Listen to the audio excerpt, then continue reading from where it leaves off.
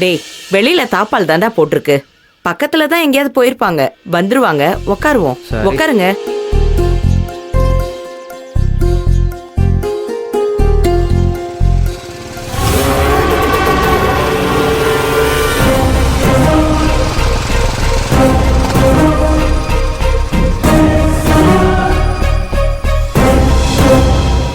என்ன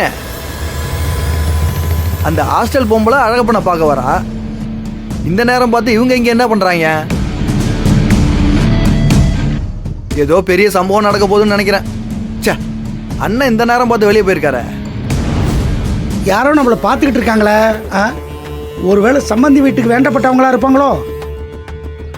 இவங்க கிட்ட விசாரிச்சு பார்ப்போமா? இல்லப்பா, இவங்க கிட்ட விசாரிக்க வேணாம்.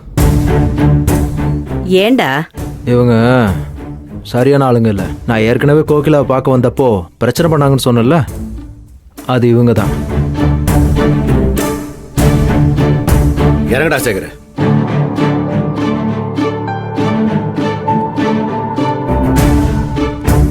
தம்பி, பிரச்சனை பண்ணதுக்கு காரணம் நாங்க இல்ல, நீ.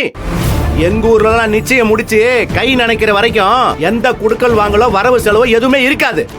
ஆனா நீ நிச்சயமே முடியாம ரோட்ல பொண்ணை பார்த்து பேசிட்டு இருந்தா 4 பேர் கேட்கதான் செய்வாங்க. சரி, மாப்பிள்ள தான் ஆர்வ கோளாறுன்னு பார்த்தா பெத்தவங்க அதுக்கு மேல ஆர்வ கோளாறா இருக்காங்க. விடிஞ்ச கொஞ்ச நேரத்துல வீட்டு வாசல்ல வந்து நிக்கிறாங்க. இங்க பாருங்க தம்பி, இது எங்க குடும்ப விஷயம். எங்க வீட்டுக்கு மருமகளா வரப்போற பொண்ணை எப்ப வந்து பார்க்கணும், எப்ப பார்க்க கூடாதுன்னு எங்களுக்கு தெரியும். அது எங்க இஷ்டம். நீங்க எங்களுக்கு ஒன்னும் சொல்லி தர வேண்டாம். இது உங்களுக்கு சம்பந்தம் இல்லாத விஷயம். நீங்க இடத்த காலி பண்ணுங்க. அது எப்படி சம்பந்தம் இல்லாம போவோம்? இதுல உங்க குடும்பம் மட்டும் இல்ல, எங்க ஊரு மானமும் அடங்கி இருக்கு.